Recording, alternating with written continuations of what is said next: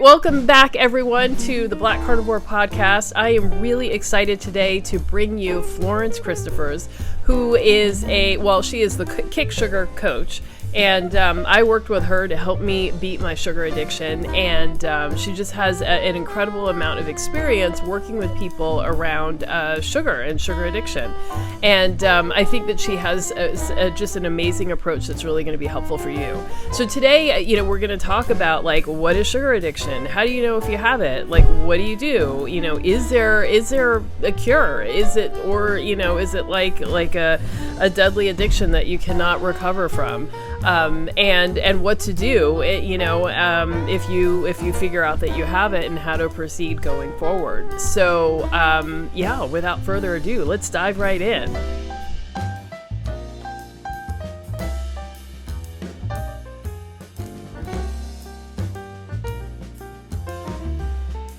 Awesome. Florence, do you mind introducing yourself? Who are you? How did you even come into this work? Thank you so much, AD. I'm a Canadian. My name is Florence. I grew up in southern Alberta, and I knew pretty definitively by my mid-20s that I was hooked on sugar. All throughout my childhood, I ate nothing but wheat, dairy, sugar all day long. Really, breakfast was cereal with extra scoops of sugar on it. Lunch was sandwiches or grilled cheese sandwiches or Kraft dinner. Dinner was pizza or McDonald's or, and in between, of course, there was chocolate bars and pop. So I've since learned, that Kraft dinner is Kraft macaroni and cheese for us Americans. Oh, Kraft macaroni. Okay. Yeah. KC, right? KC?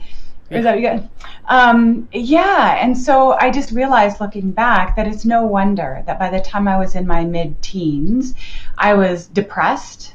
I was double my dress size. I was pushing into a size 16. I was, to quote Joan Ifland, who wrote a brilliant book on food addiction, and it's called Sugars and Flours, Why They Make Us Crazy, Sick, and Fat. I was crazy, I was sick, and I was fat. And by the time I hit my mid-20s, I had also hit a real wall with my migraines. It had been, dogging me since early childhood as well. So I was at bottom, and I didn't understand really why I was different than other of my friends, my peers. I lived on campus at the university. I loved being a student. My life was mostly good, Ada. I don't have this big horrible background of trauma and abuse. Certainly there was.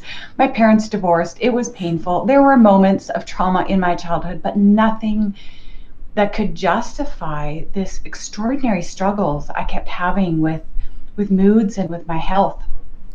And, while I was spending weekends in the dark, vomiting, holding my head, wanting to die with migraines, my friends were off, partying in university and hooking up and having fun and all kinds of crazy stuff. And I was just like, why is this happening? I don't understand. I was in and out of doctor's offices. I was on and off of different pharmaceuticals. In my early 20s, I'd done a very short stint with antidepressants, because every time I went to a doctor's office, they were trying to find a pill for my ill. And when I asked them about diet, is there something I'm doing? Is there something I'm eating? And I was constantly told, oh, no, there's no connection between diet and disease. No, we'll just keep trying to find the right medicine for you. But it just never came. And so in a moment of darkness and despair, I had a friend of mine, a university friend, sent me a copy of the book called The Sugar Blues. Have you ever read it? I think I saw it a long time ago, but I don't think I've actually read it. Oh God, it's so good. It's just one of those, if sugar's your issue, it will grip you, and don't forget about going pee or eating or sleeping or anything like that. It's just such a page turner. And this book, I'll link to it below for everybody who's watching, so you can go pick up a copy. Yeah, it's really good. And it was, part of it was because it was a very early book. It was published in the 60s, or was it late 50s, early 60s, somewhere in there, way ahead of its time. And it just spoke about the connection between sugar addiction, and all kinds of health issues. And so it was awakening, and there was no going back. I read it in a day and a half. I remember nodding off multiple times at 3 a.m. going, this is riveting.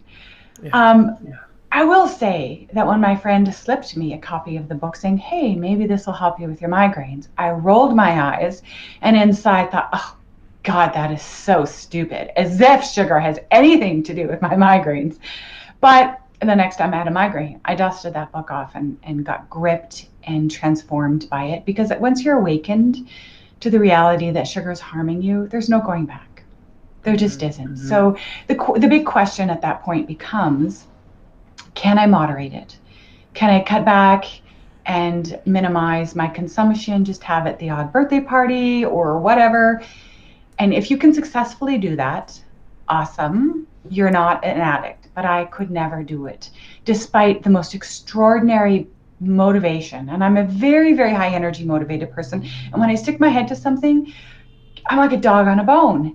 So it was baffling and gobsmacking to me that I was struggling so much to try and get sugar out of my diet. I'd do fine for a couple of days, maybe 3, and then I had blinding headaches and I'd get depressed and I was a mess, and I would just go back.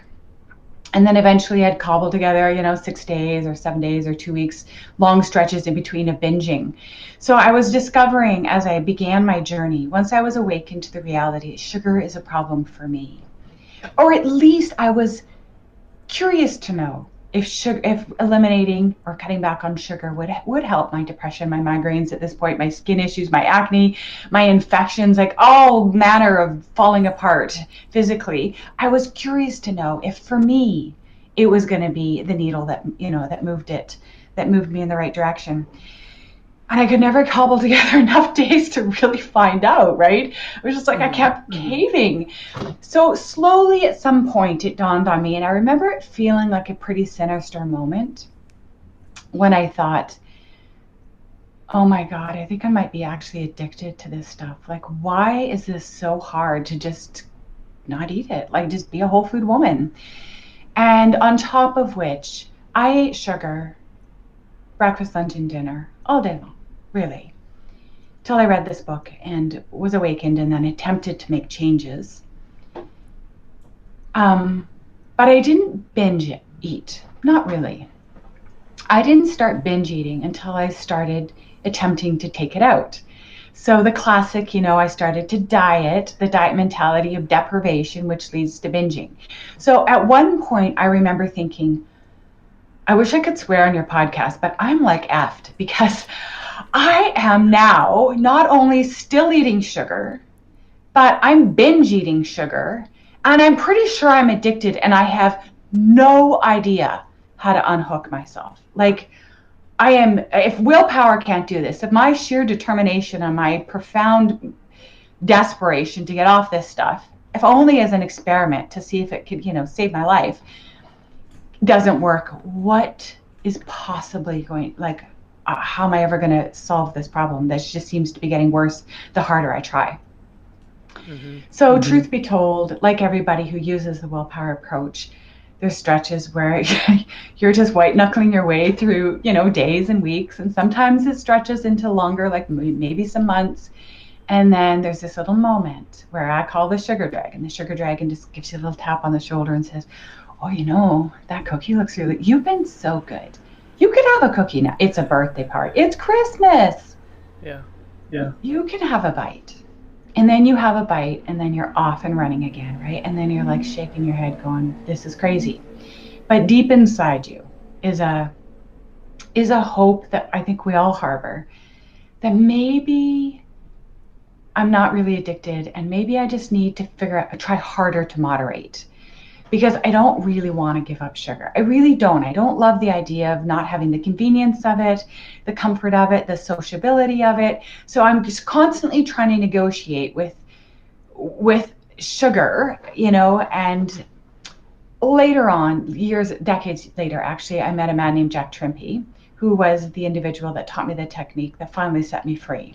But between, those 26 years, there was this constant holding out of hope that even though I wanted to mostly unhook from it, I still wanted to reserve the right to sometimes enjoy it.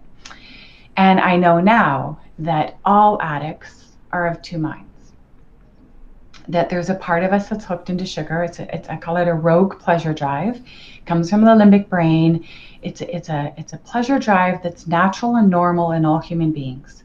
We are hardwired to enjoy the pleasure of sugar, and we are very hardwired to seek out and binge on high calorie dense foods, particularly if you're from northern, like in Canada especially, like we need to fatten up and bulk up and binge eat blueberries and Saskatoons when they're in season, because winter's coming and there's going to be a long stretch where, resources will be scarce and we need to survive.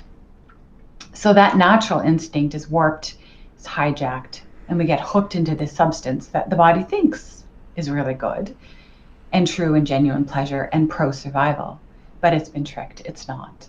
Sugar has no nutritional value. It's addictive, it's acidic, it's inflammatory, it's implicated in every major lifestyle disease on our planet. And the body doesn't know that. This pleasure drive doesn't understand that. But we do. The higher mind does. So there's a moment in every addict's life where they split into like two, they become of two minds. There's an ambivalence. So there's the part of you that loves and enjoys sugar and all of its various different forms, the hundreds and hundreds of different ways that we turn them into cookies and cakes and ice cream and bagels and pasta and even pizza, candy, chocolate. It just crackers. It just goes on and on and on. All these forms of refined carbohydrates that act like a beautiful, lovely opiate in our brains. And if it wasn't deadly and self-destructive, in larger quantities, of course, it would be the perfect drug, but it's not.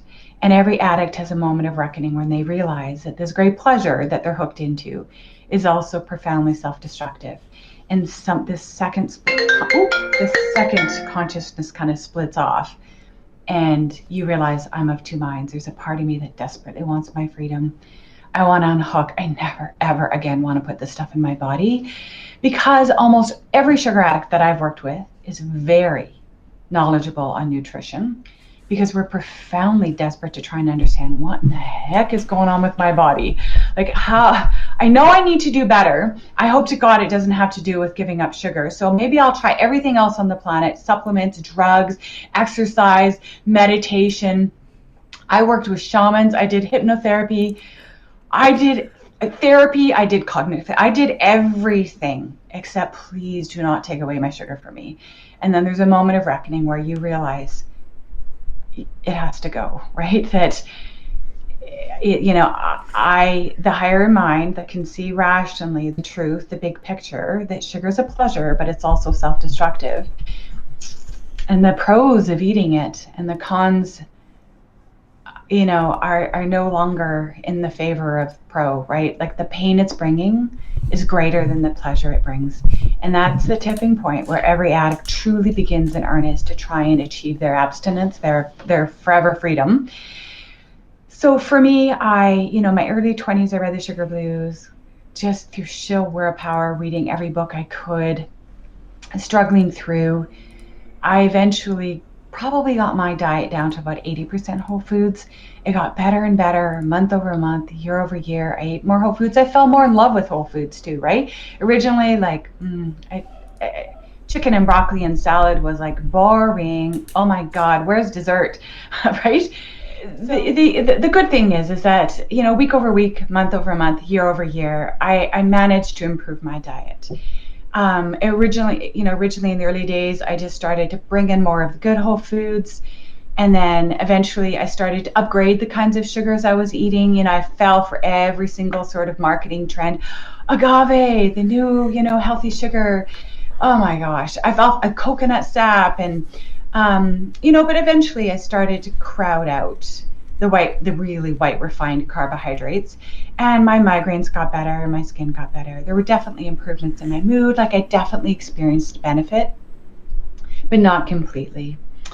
And so eventually I got pregnant. And while I was pregnant, I remember thinking, I do not want to have any sugar in my body during this pregnancy, because it is one thing to bring my body down and to hook my life into this melodramatic power struggle with refined carbohydrates.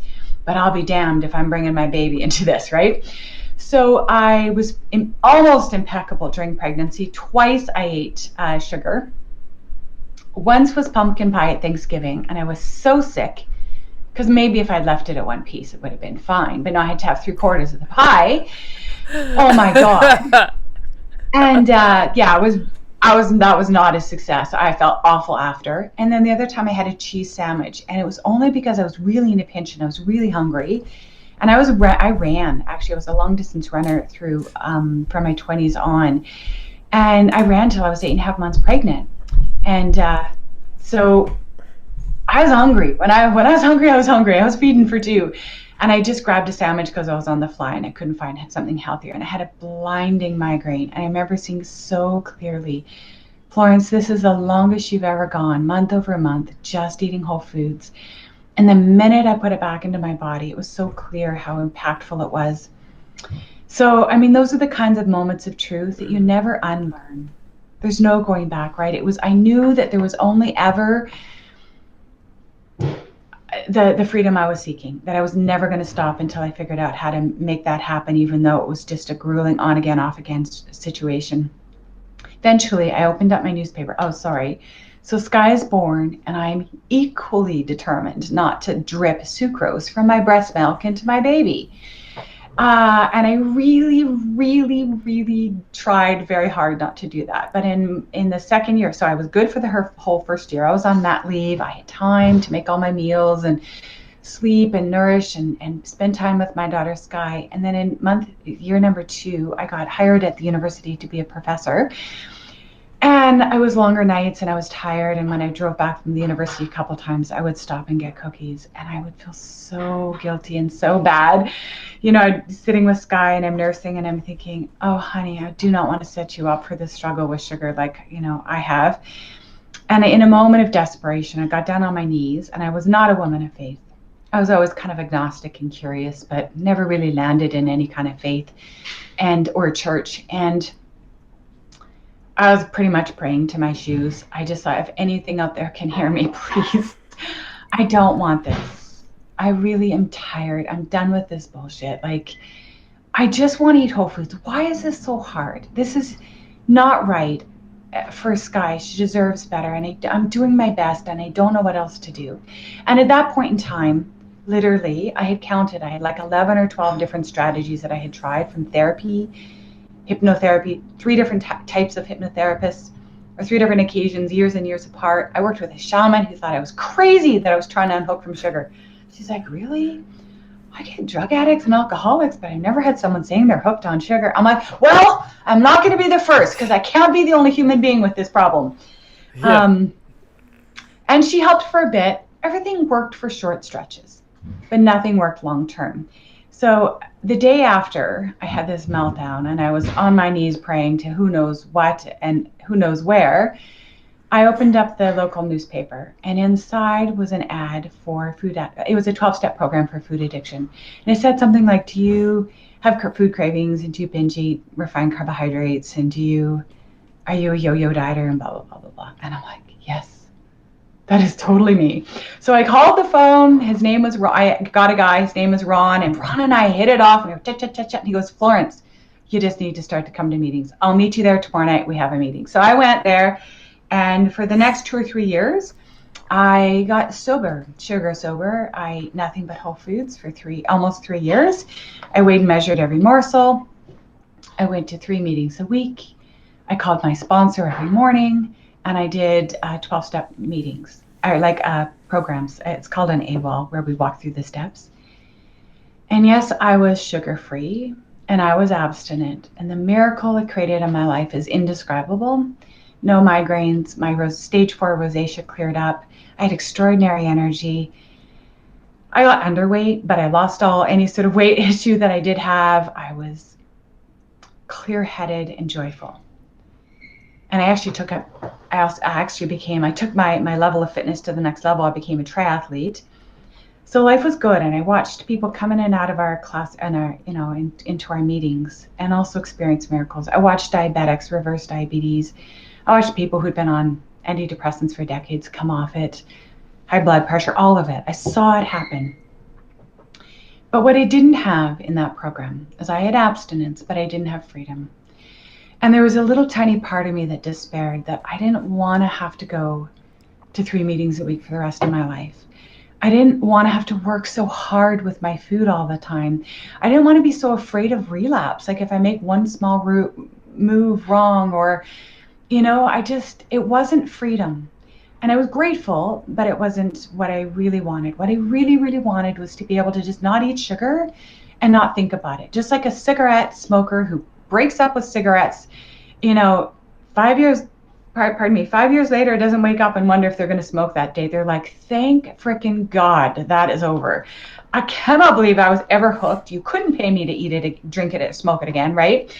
So that's what I wanted for my own life. But it took me another 12 years before I met Jack.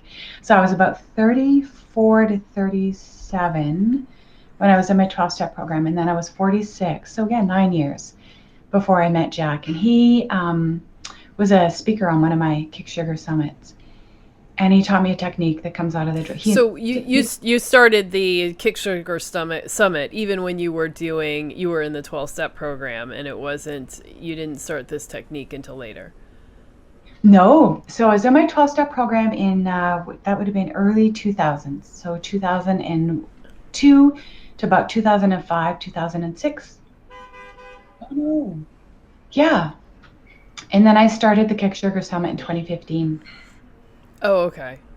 Yeah, a whole decade later. And since after I left my 12-step program, I just thought I don't want to spend every Wednesday night for the rest of my life in a 12-step meeting, as wonderful as they were, not to take anything away from my program and what it did for me and what it's doing for millions of people around the world, or at least hundreds of thousands. But it isn't really the freedom I was looking for. It wasn't quite complete. And so about 10 years. So I left the program, and I would say I remained about 95% sugar-free. And if I ever got into something sugar, it was probably honey or maple syrup or coconut sugar or something sort of more that, the less evil sweeteners. And it was pretty rare, but I wasn't 100% free. There was still thought about it. And I still felt bad when I did eat it because I knew it wasn't my truth. I was out of alignment with my higher self. And I was collapsing and giving into this little pleasure drive that I knew was just an empty body pursuit of pleasure that really isn't a genuine true pleasure. The true pleasures of life are whole foods and life in between food, right? Between our meals, not, right? Life in between the meals. That's the part that we often totally stop focusing on. Right. Well, and it's right. Because it doesn't feel as pleasurable as the drug called sugar. Sugar makes us high, but it doesn't make us happy. In fact, it stands in the way of our genuine happiness, right? And how does life stand a chance of being as delightful as Black Forest cake? But when we unhook from the Black Forest cake, we discover that the kind of delightful that life is so much different but better than the high of whatever junk we're eating, right? As effective as it will be for sugar addicts, because not everybody gets lit up on refined carbohydrates. There's a clear bell curve, and they say we fall into thirds. So a third of us are sugar users, because you can't really help it. It's in pretty much everything, and whether they want to eat it or not, it's probably going to show up in their diet somewhere. Then there's a third of us are sugar abusers. We're eating way too much, but we're not truly addicted. And if we had really good reasons, some new recipes, some support, we would be able to use willpower to unhook and just moderate it and eat it very, very rarely and not really think much about it in between.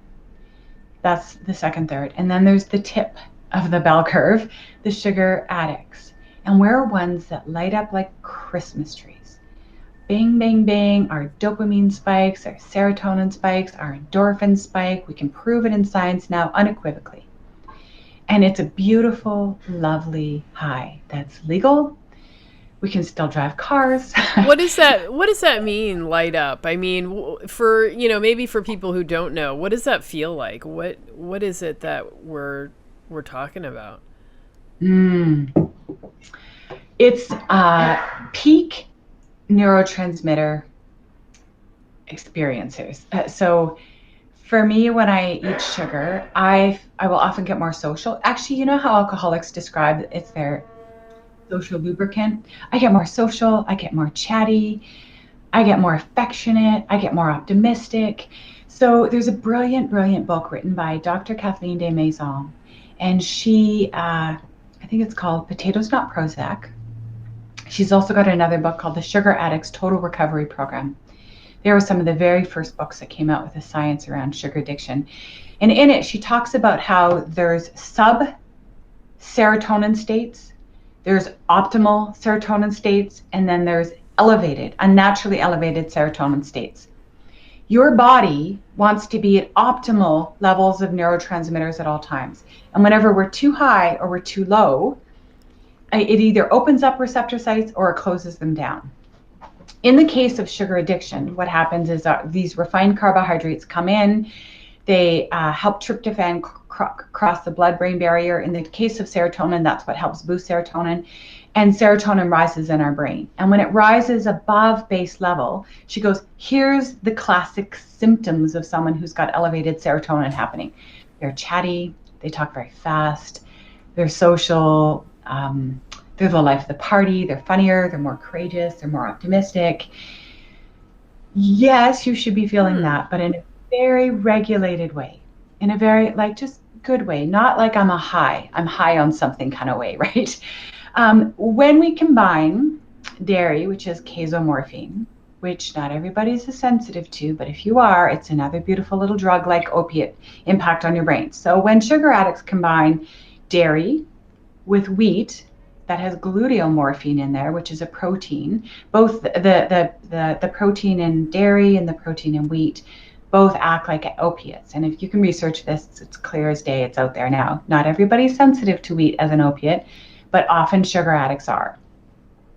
So if we combine dairy, wheat, and sugar, and then we stick some chocolate in there, we have what you call a speedball, right? like cocaine and heroin, all in one glorious bliss ball.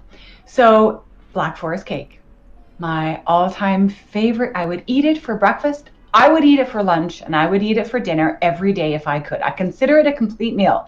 There's fruit, there's protein, and there's carbohydrate, and there's even fat in there. Unfortunately, it was killing me. And it was sucking the joy out of my life, right? The joy that I thought it was bringing was fool's gold. It's fake. It's not true, genuine pleasure. It's a high, it's a drunk, it's a party, and that's it. And it left me high and dry at the end of the day. So that's what I mean by lighting up our brains. And so the ones that are on the tip of the iceberg, or the bell curve, are ones that have very sensitive brain chemistry to these substances. Not everybody does. So if you're not a sugar addict and you're like, well, to stop eating it, Florence. I'm like, I'm going to punch you for saying that. Right? Like, as if it's just that easy, but it isn't that easy for addicts because willpower is useless against addictions. In the long term, it can work, but it's always present with extraordinary stretches of on again, off again. You're on the wagon, you're relapsing. You're on the wagon, you're relapsing. It's predictable with willpower because willpower was never designed to deal with such an unrelenting craving. The cravings never let up. The dragon never lets up. When it's got its little eyes locked onto an idea of a cookie or ice cream or something, it just keeps hammering you. Come on, let's go get a cookie from. Shut up, dragon. Come on, right? And it just keeps badgering you and poking you because once it's hooked into that, it's a junkie. It'll rob its grandmother. It doesn't care if you die of diabetes, depression, obesity. It doesn't understand the negative consequences. It's tunneled vision into the immediate desire for that party pleasure. So using willpower, it'll work for a while, and then there's going to be a moment when you're weak and you're just going to go, all right, dragon, here's your damn cookie, shut up and leave me alone, right? There's every true addict. This is one of the hallmark signs. It's not in the DSM, but it is one of the hallmark signs, in my opinion, about whether someone truly is an addict. Is, have you had the experience of eating food, watching yourself eat that food, and in your head you're going, I don't even want this.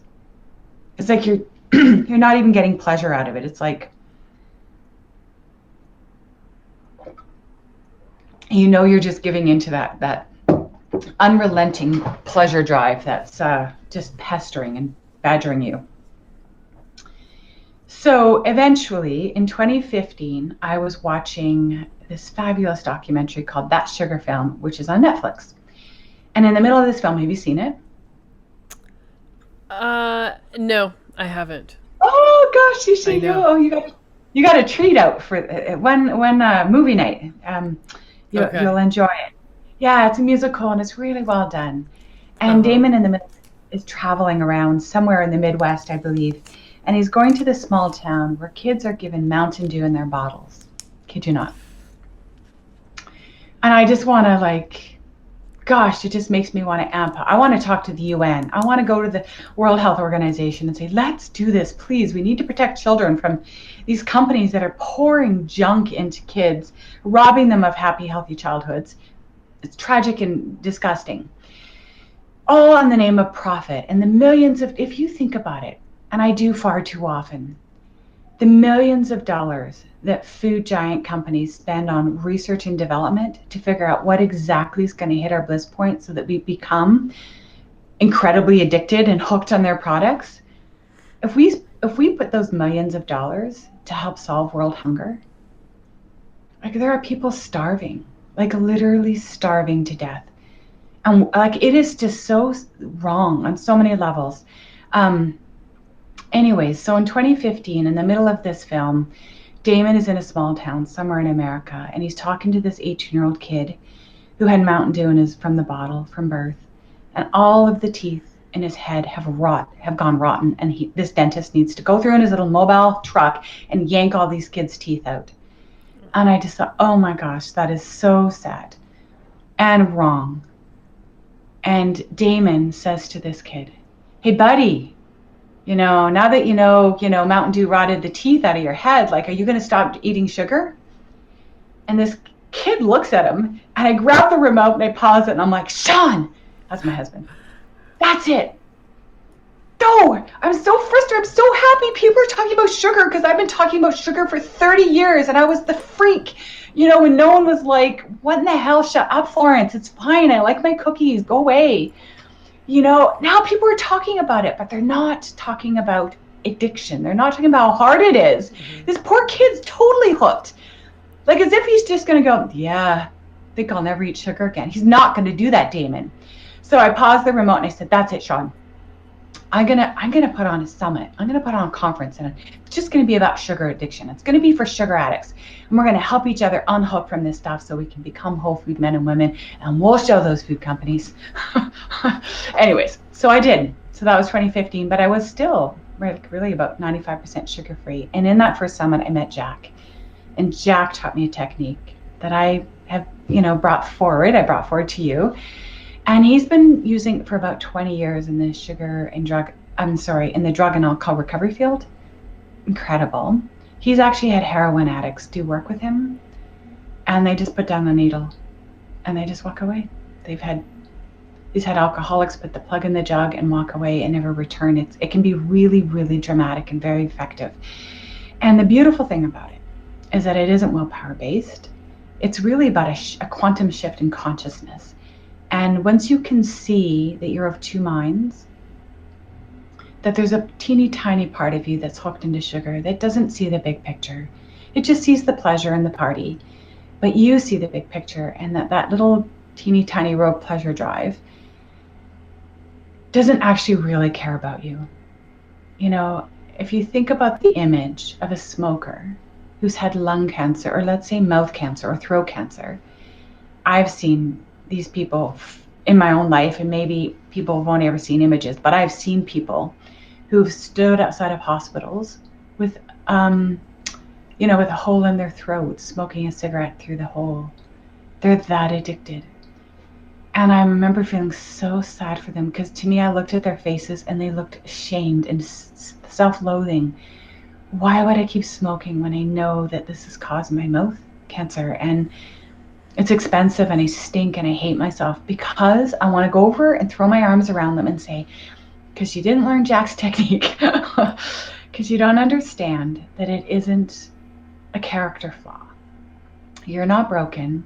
You just haven't been able to see that there's these two parts of you, and the true self keeps collapsing into that pleasure drive and thinking you want the sugar, but we never want the sugar, right? Like the true self, it's irrelevant. So to me, this is maybe maybe a little too spiritual for people, but on the other side of my addiction, I really could see very clearly, and my spirituality has blossomed, exploded, that I know we are not our bodies and we're not our minds, that we have a body and we have a mind. And that's truly our soul that's here in our bodies. And our animal body can get hooked on sugar, but it is irrelevant to the life of the soul and the spirit. And what is relevant to the soul is joy and love and expressing its fullest greatness. We came down here to have some kind of experience in our bodies. And when we get led by the dragon into foods that self-destruct our minds and our bodies, that's a problem. That's the pain of being in an addiction. So it can be that split between the two. We take those two parts of ourselves and we're able to let the observer self, the true self, observe what's going on with the dragon and go, oh, I see, buddy. Yeah, you're all worked up about that bagel, that garlic bread on the table. Yeah, I know it looks good. Not happening. I don't want it. And I'm the boss. I have the big picture. I'm connected to truth. You've been hijacked. You're fooled. That's processed junk. It's toxic and poison, acidic, inflammatory, and addictive. And I don't want it. And it's over. So that sounds so simple and hard to believe that it actually works. And I do want to say to everybody, I went through and I worked with Florence. I had 3 sessions, and she does this. There's like a whole way that it's done, and so I went through the whole thing. And after the second session, that was it. And as many of you know, I've talked about my struggle with sugar, and I think it's been like 208 days now since I've had any sweet taste. So it's, it's entirely possible. And it was sort of stunning to me that I just walked away and that was it. And it's not like I'm not white knuckling it anymore. It's just, it's done. I'm done with it. So I really think that's fabulous. And, I think many of us know. So, we're all in the carnivore community. So people who are watching eat a meat-based diet and tend to, fall somewhere on the spectrum with carnivore, whether it's very strict like me or more of a low-carb approach. But I think everybody here recognizes that sugar is a problem, or many people have a problem with it, but being able to actually, put it away and walk away is very difficult. So can you share some more about, how do you know if you're a sugar addict, or if maybe you're one of those people who, can have it sometimes and not go crazy with it? Like, how do you know, and what do you do from there? Oh gosh, great question.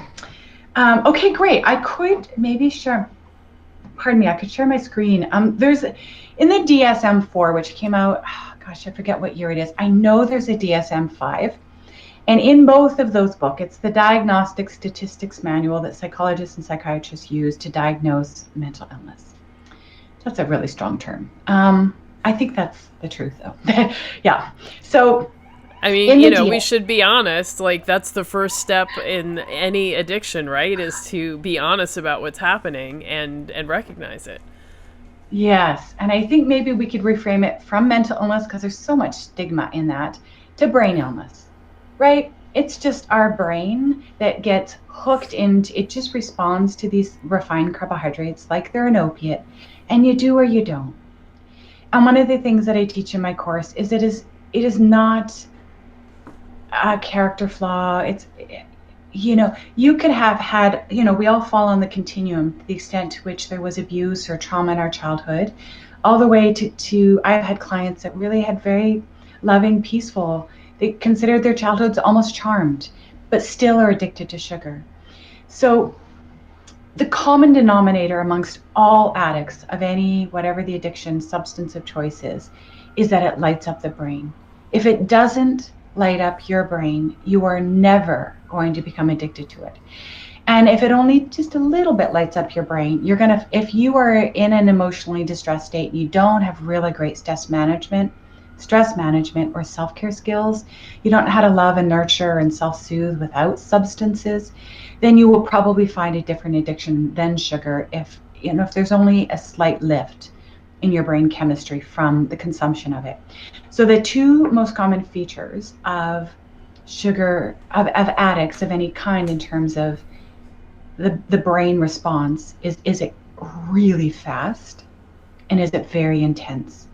So it's the speed and the intensity. Yes, the speed and the intensity. If it's a very slow reaction to sugar, you're not likely going to be addicted to it. You might enjoy it and maybe overdo it, but with some really good reasons, recipes and support, you will just phase it out, and it'll just be a little thing that you do every now and then. You don't really care all that much.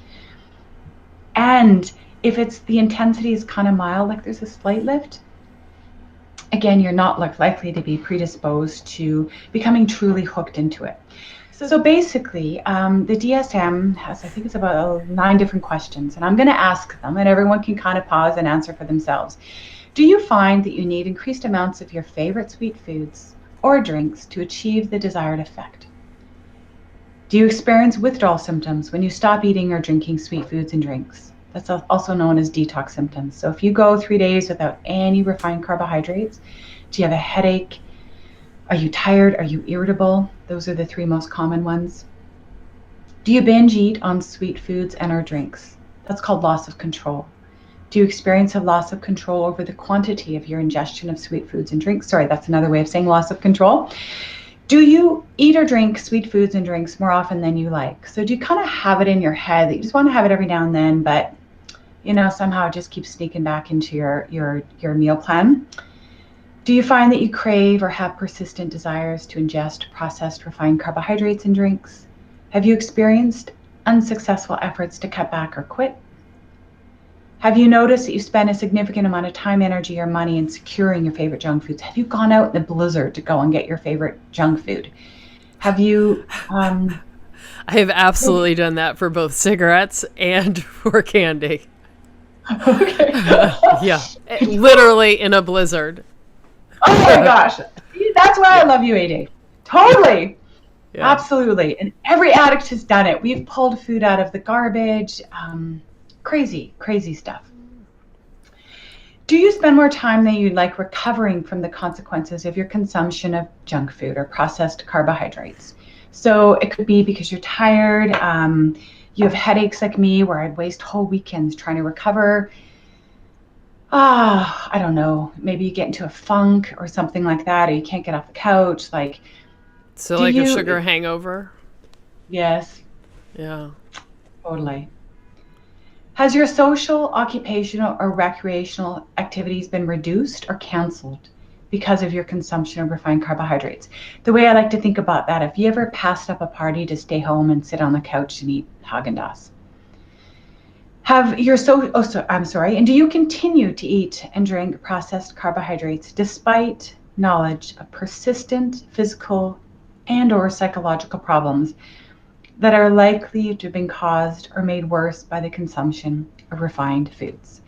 So that is called continued use despite known adverse effects. Now here's the kicker. All you need to do is be able to say yes to 3 or more of those questions in the last 12 months. So the whole last year, if you can say 3 yeses, then according to the DSM, you qualify as substance dependent. They stopped using the word addiction because there was such a stigma around it, but let's just call a spade a spade. You're a sugar addict. You're one of us. Mm-hmm. Now here's the good news. No one wants to be a sugar addict. Only sugar addicts don't want to be sugar addicted. because they know that somewhere in them they're like, oh man, does that mean I have to give it up forever? That's not their voice. That's the dragon, the true self, the observer self, the higher self, the part of you that wants to be vibrantly healthy and happy and live life between your meals, doesn't give a rip about sugar. Mm-hmm. It knows the true genuine pleasure comes from whole foods in response to genuine hunger, because food always tastes better when you're hungry, not when you're, stuffing your face for emotional reasons or because your little dragon has had a tough moment. And it's like, oh, I don't want to feel this discomfort. Can we please go have whatever, right? So, but here's the truth about abstinence. We're the lucky ones. We don't have to ever again, we don't get to ever again ingest refined carbohydrates. And oh, thank God, because there is no safe amount, really. There just isn't. Gary Taubes, in his book called The Case Against Sugar, was once asked, Gary, okay, you've spent all these years writing this incredible science-based book about the dangers of the consumption of sugar, but like, really, come on, buddy, tell me, how much can I have that's kind of safe? And Gary said, none, buddy, zero. I cannot tell you that any amount is safe because everybody's a bit different. And by the time you find out, it may be too late. You might have diabetes, you can have depression, heart disease, high blood pressure, cataracts, cancer, acne, anxiety, obesity, anything. And why wait? Why risk it? It's just well, sugar. Actually, can we just dive in on that? Because, I think that is a major point that a lot of us get really hung up on. I think that, we hear the message, we, kind of grew up like, brush your teeth, be careful, candy will rot your teeth. So you kind of grow up with the idea that sugar is not great, but not with the idea that zero sugar consumption is a good thing, and that that sugar is the only problem with it is that you choose not to have an appropriate amount, not that it is addictive, that you may not be able to control how much you have, and that there's some value to it still. So to hear you say that there is no safe amount of sugar, I think that's a pretty profound statement. It's just the truth, because there are some people that can consume small amounts or moderate amounts of sugar, and they're often athletic, and they eat extraordinary amounts of wonderful, healthy food around it. They've got great genetics, and they're not metabolically damaged. And it's probably true that they might not come down in their lifetime as something catastrophic. They're the rare exception. Let's look at the statistics on this planet. Despite spending millions and trillions and billions of dollars with our very advanced and brilliant medical system, diabetes rates continue to rise. Depression, anxiety, cataracts, cancer, obesity, even people being overweight. It's 70 to 80% of our population is overweight or obese. And this is, almost 60% with children now. Who the hell's getting away with eating sugar? Nobody is getting away with eating sugar. And there is no supplement, no superfood, no shaman, no doctor, no pharmaceutical, no medical intervention, no surgery that can undo the damage that sugar does to your body. So really, it's just sugar. If you think that there isn't a pleasure greater than sugar, give it up and find them, because they exist. Mm-hmm. So it's just a processed food. It comes from a factory. It's full of chemicals and artificial sweeteners, zero nutritional value. Yes, it tastes wonderful. Don't get me wrong. If there were no consequences to Black Forest cake, I tell you, that's all I would eat. But it's just a food.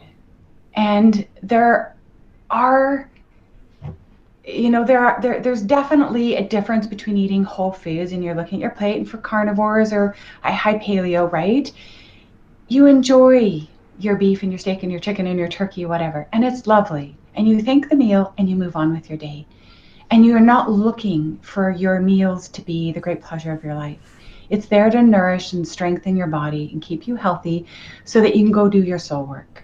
And not just work, but to go play and have fun and love and learn how to bring in pleasures that have nothing to do with food. Because when we're sugar addicted, we haven't needed to learn other self-care skills or self-soothing skills. And we actually haven't really needed to learn how to self-connect and truly connect to other people. Why? We could just pick up our favorite junk food and get all blissed out and happy and numbed out. And, it's this fake neurochemical reality that isn't really reality. Right? And so, but you can have the reality of how you feel on those refined carbohydrates if you unhook and do the hard work. Kicking sugar is step number one. It's job number one, especially if you're addicted, right? But the planet needs to unhook. Now, does everybody need to do absolute zero? No, probably not. But heck, I'd say get it as low as you can. And don't be under any delusion that's a true and genuine pleasure. It's not. It causes pain and suffering in almost every life.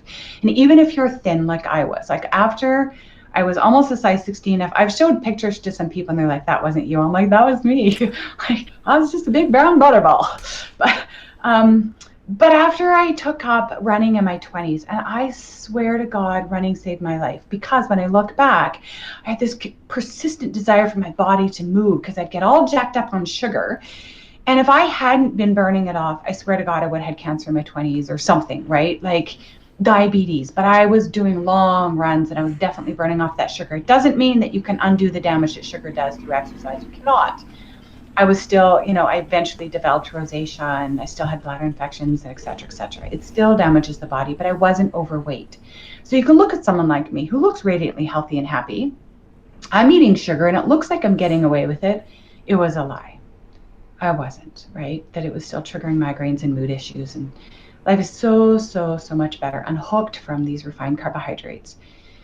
But job number one is to stop the harm we're doing through these refined carbohydrates. And then the real work begins, really. So I want to leave no one with the impression that, just getting unhooked from sugar means that all of a sudden life is happy, happy, joy, joy. It's happier and more joyful for sure, just by virtue of ending this self-destruction that somewhere deep inside you. And the pain of the disconnect between your knowing and your doing, it's so great to have that peace, right? To not end our days in shame, guilt, and regret about what we ate or didn't eat that day. It's so great to say, I love the food I'm eating, right? And just to have food be in its place and not more. You just don't think, right? It's not our obsession anymore. Yeah, it frees us up. But it frees us up to do the next step of work, which is the healing work that we need to do and the growing and skill development work we need to do, because we don't have our drug of choice to lean on in moments of distress. And they come and they'll never end, right? So now we have to figure out, how do I connect to my emotions? How do I learn to self-soothe? How do I learn So to it connect sounds like you're pivoting to focus on other stuff. Do you want to tell us about that? Yeah, so I realized that there was extraordinary numbers of my past clients who have circled back around to say, Florence, I'm sugar-free, flour-free, effortless, good, more or less done. Every now and then someone might have a slip or a relapse. Their dragon gets out and they fall for something it says, and then they shake their head and go, oh, well done, well played, dragon, get back in the cage, right? Like it's very quick and elegant recovery, because you get right back into alignment with your truth, what you truly want, not what it wants. But then they were saying, but I'm overeating chicken, or I'm overeating broccoli, or I'm overeating nuts and peanut butter. And so now I'm just realizing that I'm an emotional eater too. I'm not just a sugar addict, but I'm still using food for comfort, and it's blocking my weight loss. I'm not ending my day in the same kind of peace that I was in originally, because I'm realizing, oh man, I still have work to do with food. This sucks. And so I was like, you know what? Truth be told, so do I. I still can see moments of emotional eating in my own life.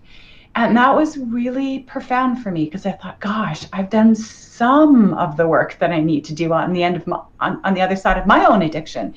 But I'm not even done doing, I'm still waiting for that profound quantum shift when it is unthinkable to self-abandon emotionally through emotional eating, because that's what it is. Right? It's where I lean on food for comfort instead of tuning into my feeling self and saying, sweetheart, what's up? What are you feeling? And then doing the the validation, I hear you, right? I hear you. You're upset about, or you're, I'm not meeting this need, or I'm not hearing you on this, because that voice, the feeling self, is really the body, right? The thinking self is the mind, the feeling self is the body, all the sensations, the emotions. That's the language of our body talking to us. And when I tune out and, overeat almonds or something, that tuning out is missing the gifts of my animal body that's here to help me have a great life. I'm like, I don't realize that. I want to hear this right now, because you might ask me for something that I don't know how to fulfill. So the 4-step process in healing emotional eating, and this is simplifying it, but is you recognize when there's a pull to overeat or to eat when you're not hungry, or you just catch it even quicker before the thought, I should go eat something to deal with this feeling, is you just go, I'm upset, I'm feeling something in my body. You take a time out, you go in and you say to your feeling self, sweetheart, what's up? And then it'll start talking, and then you validate it. I hear you. I get it. Feelings are always right. They're always gifts. They're always insights. Even if they're premised on false perceptions or negative thoughts, or doesn't matter. The feelings are always right. You validate them, and then you say, all right, sweetheart, what do you need? What can I get you? And if it says something like, oh, I'd really like a cookie, you could say, yeah, no, sweetheart, we don't eat cookies, but what else can I get you? What else would bring you pleasure and comfort? And it will show you and teach you what it needs. And then you just have to be open to following through, because that's where self-care comes in. And our bodies might say something like, I want more balance. I want more fun. I want more exercise. I want more time in nature. I want you to stop working past 10 p.m. Whatever. I want you to tell that asshole at work that said that nasty thing around the coffee table the other day to go fly a kite. Well, okay, I will. I'll stand up for us a bit more in the future. Yes, right? Like, you just learn from this extraordinary wisdom and the insights that come from our body. But when we're eating over it, we're stuffing down our emotions, we're cutting ourselves off. It's kind of like, cutting off the wires in the car, the red alert signs. So that's the next bit of work that I'm taking, because it's the next level after you end your addiction. But I was so desperate to just end my addiction that I just thought, oh my God, if I could just finally be free of refined carbohydrates and be a whole food woman, all of my problems would be solved. Yeah. It just got me to the next level. I'm grateful to be here. Oh, yeah, absolutely. So for someone who's interested in this and, but may or may not be ready to come and work with you, one-on-one, like, what can they do? And, are you doing another Kick Sugar Summit, and how do people find out about it? Yes, absolutely. We're going to do another summit in the summer. It's going to be so good. Oh my gosh, we have so many exciting ambitions for it. And there's going to be a lot of emphasis on the science. So, like, really finding nerdy. Oh, that's probably not a nice thing to say. Really niche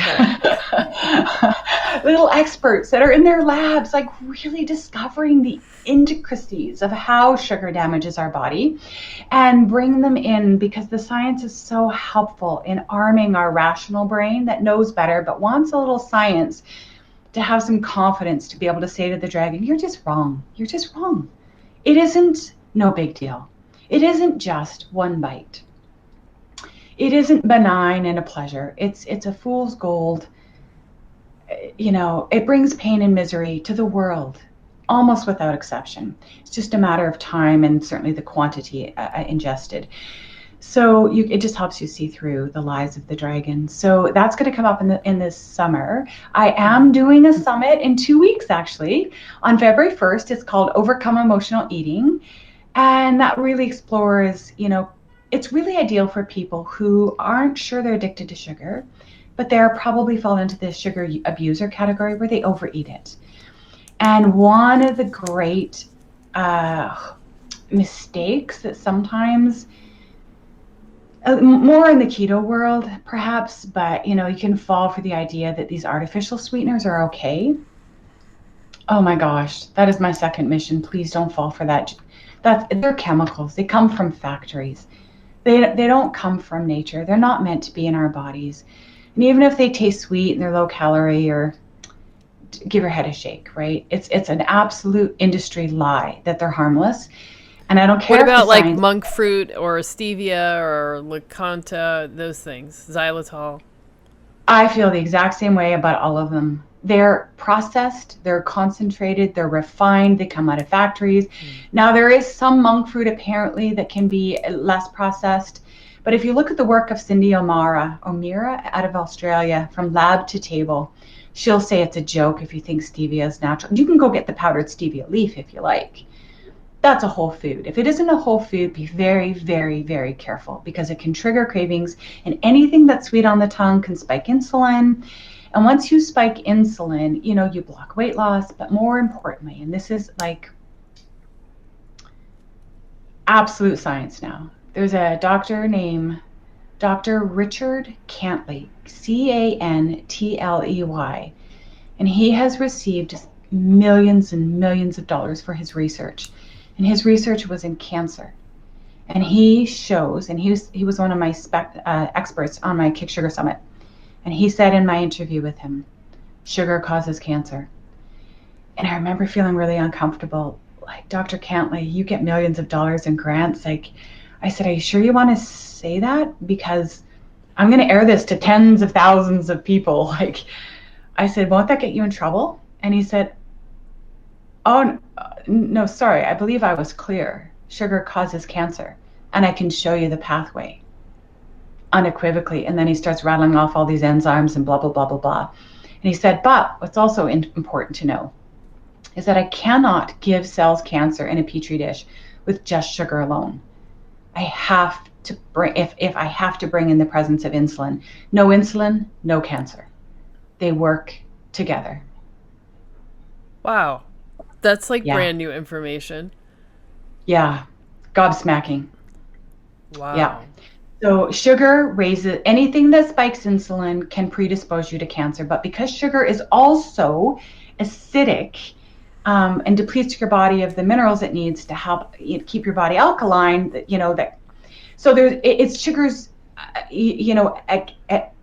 it's worse than a potato. Obviously, a potato is a whole food and it's not going to give you cancer. But once you're metabolically damaged, any kind of carbohydrate that quickly spikes your insulin in your body is a disaster, right? And once you're metabolically damaged, what you're doing, the carnivore, the low carb, and some people can even do vegan if they do it really low carb, and there's ways of doing it that, right?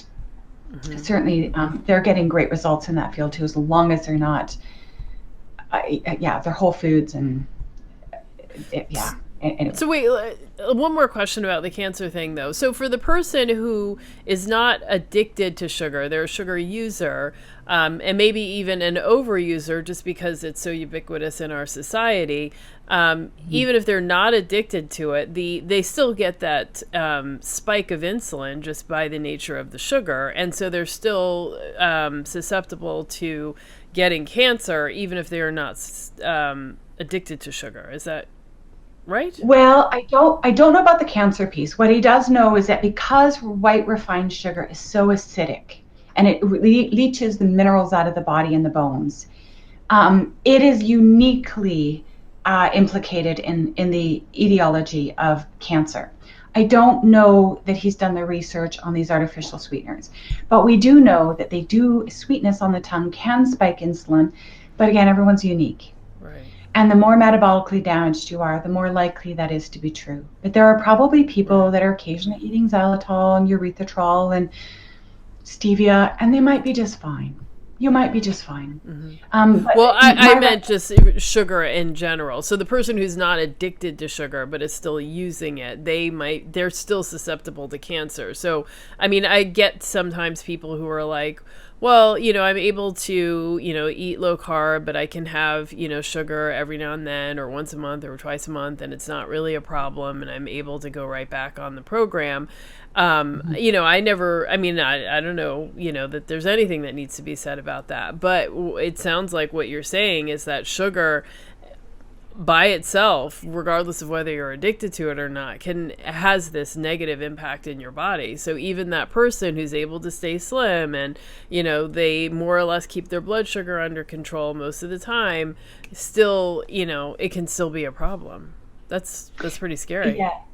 Yeah, it can still be a problem. Now, I'm thinking in those modest amounts, you know, it might not be enough to sort of tip the scale, but stress plus maybe alcohol or I don't know, I right? mean, Like, who's to say what's modest? Just like you said, you were doing all that running.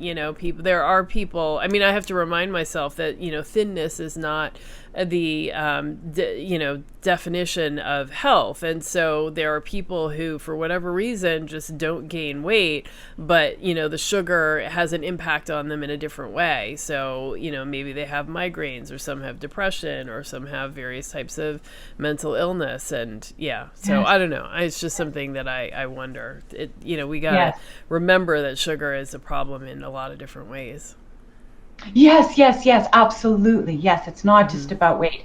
So if you're listening to this and you're like, oh, I don't think I'm addicted, and I can moderate it every now and then. I'll just have a little bit of whatever, monk fruit or something. Cool. Trust yourself.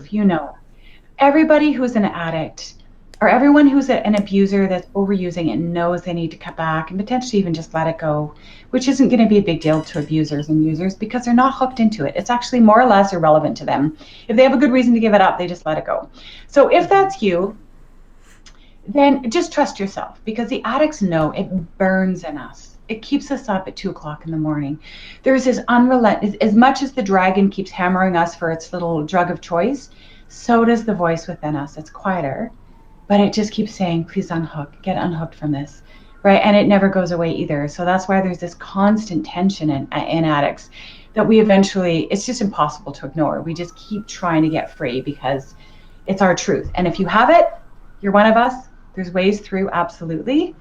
And if you're just a dabbler and you're doing fine, trust yourself. And if you just want to be curious to see how you feel, 100% sugar-free, then talk to A-Day. She's your woman. She's doing it. Yeah, absolutely. There's a lot of us here in the community that are doing it, and it really does make a profound difference. So if you're looking at this and you're thinking about the carnivore diet and how to get started, there will be a link in the description below to a video that can help you get started and just sort of give you the tips and tricks of getting started. So I definitely think that's a great thing. So so everyone should look forward to the Kick Sugar Summit this summer, where you can get all the nitty-gritty details about all the science and all the latest research. So that'll be really exciting. And then the summit that's starting February 1st, is it too late to sign up for that? Like, how do people get involved? In fact, we just opened registration, to be honest, just this morning. So we're taking registration if you're interested in that. It's 100% free. It's going to last 5 days. There's some really great interviews in there. And there are some that are like, nah, they're okay. Yeah. That's just probably how it goes sometimes. Self-care is a process, right? There's a lot of different approaches, and not everything works for everybody, so you have to have a little bit of everything for everybody. So true. Beautifully put. Yeah. And so for the person who, so that's free, you said, so that's exciting, and everybody should go and sign up for that and participate in that. And then you can decide, whether you have the means or the time to do more. So if people do want to work with you, what do they do? Oh, super easy. So, you know what? I was going to say maybe not. When I do offer every second month, I call it the Sugar-Free Detox Miracle, and the website is going to be 28-day miracle. 28-day. I'm not sure. Anyways, let me hang tight on that idea. I'm still finalizing that. But basically, it's 28 days of eating nothing but whole foods, and extraordinary things happen for people even in that short amount of time. So that I offer every second month. You can do my 3 weeks to Sugar Freedom course, which is the same thing that A-Day took. That's a private coaching package. Sometimes I offer it as a group, but not very often because people flow in all the time and I don't necessarily want to hold people up when they're ready. I'm like, let's just do it, right? Plus, to be honest, there needs to be that little bit of one-on-one time so that you really know how to adequately look the dragon in the eyeball and say, not happening, buddy. It's a no. It's not an intellectual no. It's like you step into your backbone. It's like you need to feel that no in your body. And once you've got that, then it's really easy more or less really easy to stay sugar-free. I also run 12-week group coaching programs, and I run 12-week private Kick Sugar coaching programs. So, I mean, I could go on and on, but there's lots of different options. Your very first step is to book in for a free 30-minute consultation. Maybe I'll send you a link to my calendar and we could just connect and I can figure out, are you an emotional eater? Would you do well with a little bit of support to figure out other ways of soothing yourself instead of food, which means sugar will kind of naturally fall into a better kind of moderate, if modest place in your meal plan, or if you're truly one of us, in which case you'll have options for coaching packages. Yeah, I mean, having that free consultation was actually super helpful, and that I think that's a great, offer so that people can really decide whether this is going to be right for them or not, or what's the right approach. I definitely found that, I mean, it is an expense, I won't lie, but at the same time, you kind of have to decide, I mean, where it fits in your whole history. And if I think back to my whole history of sugar addiction and how much, Nestle or the Mars company or PepsiCo has gotten out of me, I have paid for it, a million times over. And to think about all of the discomfort and, and just pain that of the experience of, having the sugar addiction, recovering from it, whatever, it was enough that it was just like, I'm done with that. That's been a very expensive, habit indeed. And there's no amount of money that, isn't worth spending to actually end it. So that's what I'm thinking. Like, it's, it's maybe not for everybody at every moment, but if you're really struggling, it's important. And I do see people in our community, in the Black Carnivore community, who, they may struggle to get 3, 4, 5 or 6 days of sugar-free days in a row. And honestly, I have found that for me, it takes about 10 days to really feel, when I get knocked off of carnivore, to get back into it, to get back into ketosis, to get back into that, tip-top shape where I'm feeling like, just great.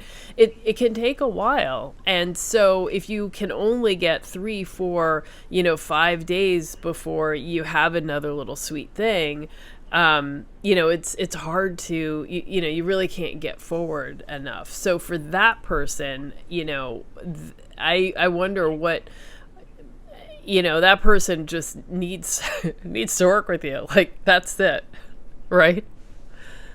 Is that the addiction? There's lots of right ways to kick it. This was the one that just set me free. It was easy. And yeah, when you do some research, you'll realize that there's lots of right ways to doing that, and there's some that'll you'll be paying off for years, and there's some that you'll pay off in months. And certainly I'm still currently in that category. What I really, really want to do is free women up so that they can go and free up their families, and then we can free up our communities, and we can put food companies out of business because they're rascals and don't deserve to be making billions or taking our money out of our pockets. Yeah, absolutely. I couldn't agree more. So I just think that the work that you're doing is really awesome and just wildly, wildly helpful. And, like I said, there are definitely so many people that struggle. And, and I like that you talk about this in terms of addiction, because I think a lot of us don't even, that like we're told from, our doctors, from the food companies, from snack companies, from TV, from the rest of the world, that there's really nothing wrong with sugar. And if you have a problem, it's just because you aren't taking responsibility for your consumption. And so it's like not even on the table that there's a problem with the substance. The problem is just within us. And so, yeah. So, you're talking about that. It like just begins to open up the door to actually find some healing. So I really appreciate that. And to get validation, I knew I felt this way, but like, and for years, but everyone's like, what are you talking about? It's food, you can't be addicted to food. And it's like, is it food? Like, is it? You've said no, and I say no, but well, if you look at the definition, there should be at least some nutrition in it, right? Yeah. There's no nutrition in any of these sweeteners. Exactly. Right. So it's been legally classified as edible, but it's not food. Yeah. Right. It shouldn't be legal, actually. Anyways, or at least, it should be like cigarettes. You have to be at least 18 before anything processed passes your lips. So you have the best possible, happy, healthy childhood you could have, because they deserve that. Yeah. Oh, actually, I had one question, which is maybe a little bit off. I've read some stuff about like the microbiome having an impact. Well, like your guts being like your first brain, in fact, and that the microbiota you have can contribute to certain kind of cravings and potentially to obesity. How does that fit along with this idea about sugar and it lighting up the brain? And do we have like neurotransmitters in the gut? And is that where some of these craving things are happening, or is it like literally happening in the brain? Oh my God, we're gonna geek out on the science. This is so fun. Okay. Yeah. So yes, I actually recently to my email list had sent this fascinating study, hot off the press. It was like 3 days old from being published. That absolutely definitively shows that sugar with as soon as 7 days can actually disrupt the microbiome. It can create the proliferation of what is considered to be the bad bacteria or the pathogenic bacteria, whose byproducts are actually toxins to the body. And they can act like, a bad neighborhood or like, they'll start to crowd out the good bacteria. Mm-hmm. The good bacteria are the ones, so-called good bacteria, the ones that help us digest our foods. They're part of our immune system, and they help manufacture serotonin. 80% of the serotonin apparently created in our bodies is generated through the friendly bacteria in our gut. So when so wait, that's how wow. So depression being linked to sugar, like there's a real thing. It's happening in the gut. That's why. Wow. And the second reason sugar is linked to depression is that our bodies, like our brains, like to have equilibrium with its neurotransmitters. We all have a baseline. When sugar comes in, or artificial drugs of any type, and sugar is a drug, raises our neurotransmitters above baseline. But the body doesn't love that. And over time, if that keeps happening consistently, it will close down receptor sites for that neurotransmitter. So let's say it's serotonin, our feel-good, positive, optimistic, social neurochemical. So if we're consistently jacking up our serotonin above baseline, we close down receptor sites for serotonin. And then when we stop eating it, we have far too many receptor sites open. So there's this lag between when our brain can open back up receptor sites. And in that time, we can get really depressed and down and funky. And that's often where people stop their sugar-free journey, because they're like, oh God, I can't do this. I'm like, this is worse. Like I thought I'd feel better, but I feel worse. So it's a double whammy that it deregulates our receptor sites in our brain. Well, it deregulates our neurotransmitters and creates this closing down of receptor sites in our brain. And plus, we create an overproliferation of pathogenic bacteria in our guts and a diminishment of the friendly bacteria that help us create serotonin in our guts. It's a double whammy. Mm-hmm. Mm-hmm. Yeah. And yes, definitely I haven't seen the firm research on it. I know that I've had experts refer to it, but I haven't personally seen it around the potential that the pathogenic bacteria, cancer cells, and candida need sugar to live, and that they can somehow influence our cravings. I don't really understand the scientific mechanism of how that happens, but I've certainly heard that there's early days some understanding that it can impact our food choices. Yeah. Wow. Yeah, it seems like there's a lot of interesting research, but still so many unknowns. But it's fascinating and exciting to see it roll out, because we may finally get some answers to things that we've struggled with for so long. Yes, and we might finally get the science that most of us understand intuitively. Mm-hmm. Right? Yeah. Like there are people in the 50s and 60s, 30s and 40s, when the vast majority of men smoked and many, many women smoked, who knew it was wrong, but then, their doctors were recommending it for stress, or doctors were actually smoking in their offices, and they thought, who am I to question mainstream thinking on this, the doctors, the experts, but we know things intuitively. Yeah. So great that the scientists are catching up with what probably really at the end of the day is common sense. Does it come from the earth? Is it a whole food? Does it have nutrition? No. Yeah. Well, this has been such a fascinating conversation. I really, really appreciate your coming on. And, I hope that you continue to change people's lives, because my life has certainly been changed by being able to free me from sugar. I just never imagined that I'd be in a place like this.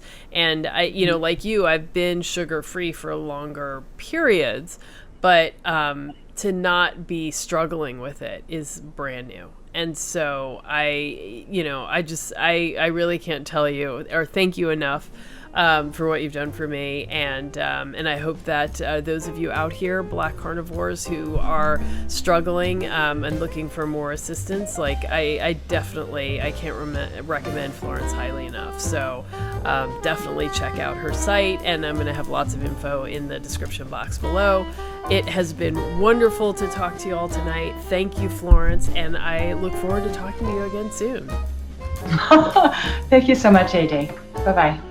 All right.